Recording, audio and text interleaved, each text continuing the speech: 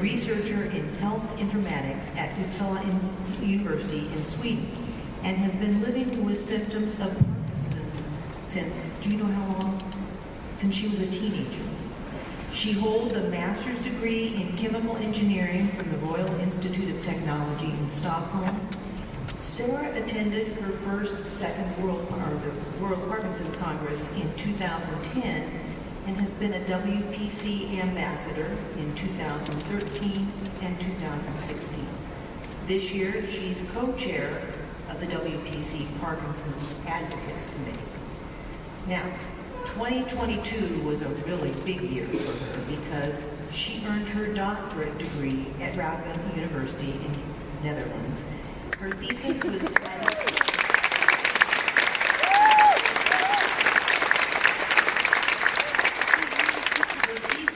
titled Personal Science in Parkinson's Disease, a Patient-Led Research Study.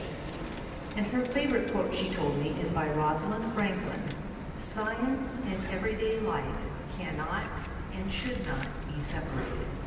So, thank you so much, Sarah.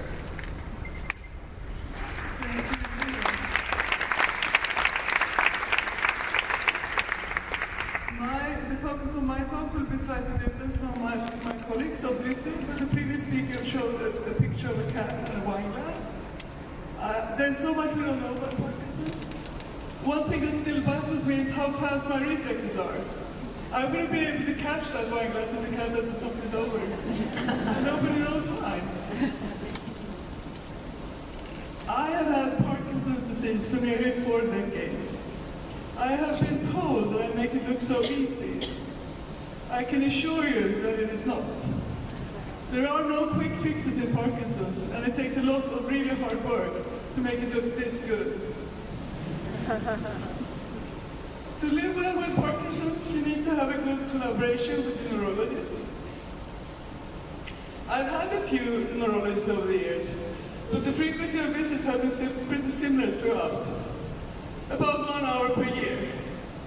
This means that every year I spend 8,765 hours in self-care, using my knowledge and abilities to take care of myself as best I can.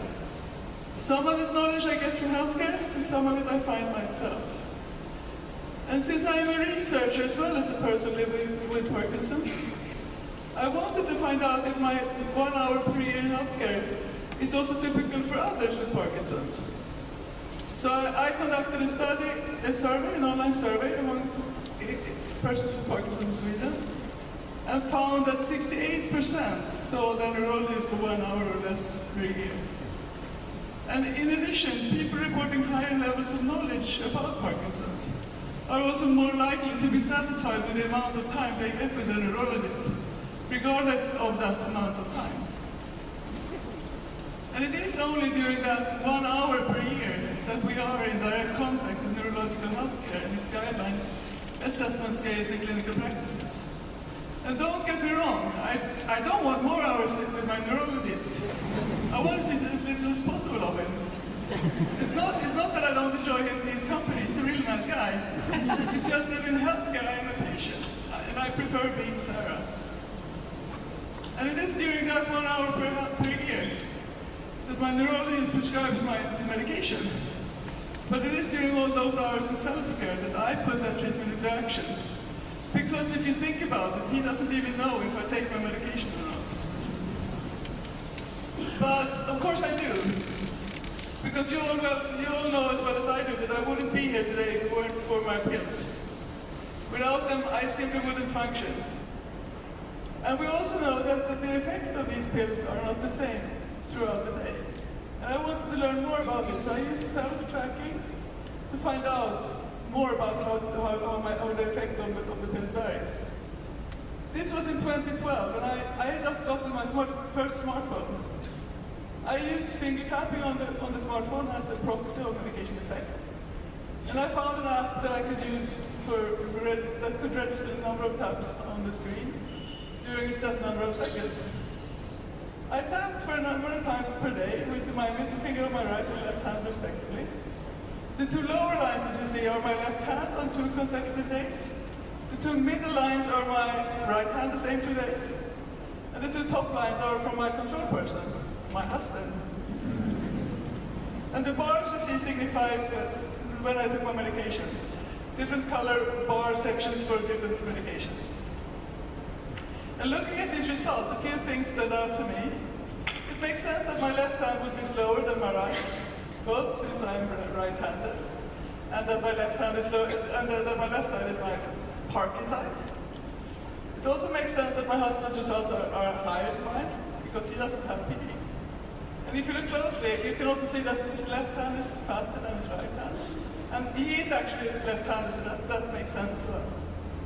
Looking at my data, there does seem to be some sort of pattern going up with alternating higher and lower results connected to my medication intakes, which was, of course, interesting and what I would have expected. But most interesting and also very surprising was that this realization that I had a dip in function around lunch. I had no idea that this was the case before I did this self-tracking experiment. And thanks to this insight, I could adjust my medication timings and get a more even function throughout the day. And this study has also been reported in a scientific journal. My self-tracking led to a number of learnings. And the first and most important one was that the burden of tracking is real. My finger tapping took a lot of time and energy away from things I would rather do, and I could only keep it up for 2 days. At the time, I was working on an app and a system intended for persons with Parkinson's to track and improve their self-care. But I realized that I'm not willing to track for more than 4 times, for more than 2 days in a row. I can't really expect others to do it either. So that realization actually led to me abandoning that app idea at that time. I also realized that what self-tracking does, that it enables me to create feedback loops that I can learn from. It creates a sort of mirror that I can use to reflect on my observations, draw conclusions, and act on. Another insight I had, and this I think is very important, and maybe counterintuitive to a lot of people, is that self-tracking does not actually have to use digital technology. Even though I did use an app to capture my tapping tests, I also used pen and paper to record my medication intake timings and other things around what I did. And there are a few benefits, of course, of using pen and paper. They don't need Wi-Fi and you don't need to charge them. And finally, I also realized that self-tracking is actually a method for collecting data about oneself. And those data can be objective numerical data, such as heart rate or finger tapping results. But they can also be observations relating to symptoms, for instance. Like in the morning, my physical gait is worse, or medication intake timings. With these learnings in mind, you might wonder what I think, should PWP track or not? Well, many actually already do. We track to improve our self-care. I wonder if this is a new symptom, or if maybe I just forgot one of my medications. Or is this new health issue related to Parkinson's or not? And an example of that can be pain, which is, as many of you know, a surprisingly elusive phenomenon. There are, of course, types of pain that are related to Parkinson's, but there are also types that are not. And it can be very difficult to tell them apart. We also track for one more reason, and that is because we know our neurologists will ask us questions in our next visit. And some of us will make notes with pen and paper, or maybe in files on our computers. But some of us will just make mental notes in our heads.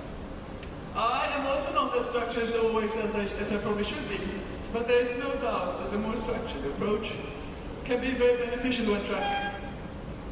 And for me, such a structured approach is personal science. A framework that can help when you want to use your own observations or data to answer your own questions. Personal science, when you use it, can help strengthen individual agency and knowledge, which in turn can improve your visit with your neurologist. If you know more about Parkinson's, your questions and discussions with your neurologist will be on a higher level, which also has the benefit of pushing our neurologists to learn more. Several neurologists have told me that if they have more knowledgeable patients, they become better doctors. So, what good is tracking on an individual level? What is it that makes self-trackers more knowledgeable? I can also describe it as it's a way of converting general knowledge about Parkinson's into knowledge about my Parkinson's. General knowledge can be like, for instance, which are the potential symptoms you can get when you have Parkinson's, which treatments are available, and what are the potential side effects of those treatments. And knowledge about my Parkinson's could be, which symptoms do I have? What are the effects of these treatments on me? And which side effects do I get from these medications? Because that's actually something that conventional clinical studies cannot easily tell us. What works for me?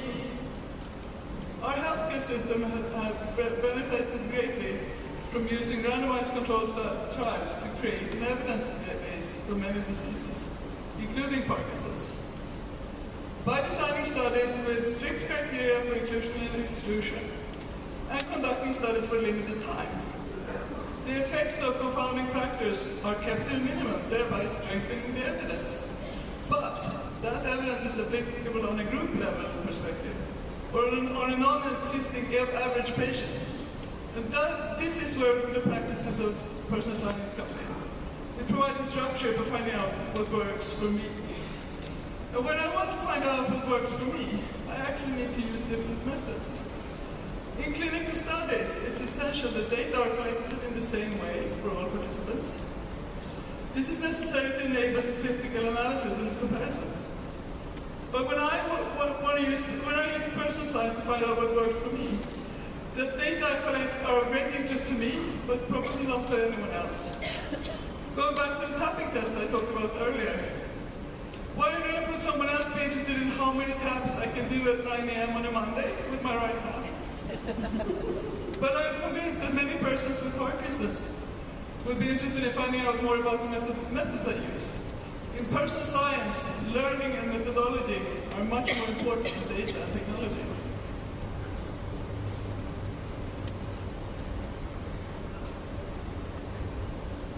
And there's one more thing about I also want to emphasize that personal science is not intended to replace conventional clinical research. Quite the opposite. It's complementary to it. There are a few key differences. In a conventional clinical research study, a researcher recruits a group of research participants. These are awardees images, they're wonderful. Marina and Nordegaard. There are some key differences. A researcher recruits a group of research participants, and the study is conducted. Then the researcher analyzes the data and reports the results of the study in a scientific journal, so that the findings can benefit the intended populations. And these three categories for clinical research are separate from one another. In contrast, in personal science, the researcher, the participant, and the one who benefits are one and the same. In case you want to read more about personal science and Parkinson's disease, my PhD thesis is available for download. I also want to end by a practical example of one way to start self-tracking in Parkinson's. From really hard-earned experience, my strong recommendation is start simple. For example, start in the week before your next visit to a neurologist. Take a piece of paper, a ruler, and some pens of different color. For the x-axis, make 24 marks for the hours in a day. And for the y-axis, make 3 horizontal lines, and mark them sad smiley, neutral smiley, and happy smiley, for instance. Use a different color pen for each day. Make vertical lines for your medication intake times. And make X's for rating how well your medication is working at each time. And do that several times a day. And connect your X's with the same color pen to create a visual pattern for each day. So, as you can see here, on day 1 I used a pink pen. I took my first dose at 7 a.m., the second at 9:30, then 12:30, 3:30, 6:30. And my last dose at 9:30 in the evening. And I rated my medication effect at different times, as you can see from the pink X's. On day 2, I used a green pen. And I took my pills more or less at the same time since day one. The effects for day 2 was similar, although not exactly the same to day 1. Because as many of you will know, sometimes pills just don't work as expected. All part of the fun of having Parkinson's, right? And on day 3, I used a brown pen. I overslept and took my first dose almost an hour late. To avoid getting dyskinesia, I then therefore also pushed the times of the rest of my doses for that day 1 hour forward. As I expected, this also changed the pattern of medication effects for that day. But on the whole, my function is mostly okay, as these patterns will show. And this is a simple and hands-on way that you can track your own disease. And you can bring it to your neurologist visit to form a basis for discussions. And if you do let me know how you get on. And here I'll conclude with some key takeaways.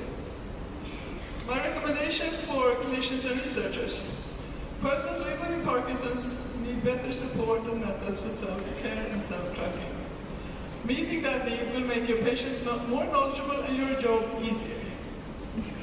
To persons living with Parkinson's, I want to say, if you choose to track, do it to improve your own self-care. Adopt a structured approach and start simple. Pen and paper is a surprisingly powerful tool. And do remember that unfortunately there are no quick fixes in Parkinson's disease. But with the right support, we can all do more. Thank you.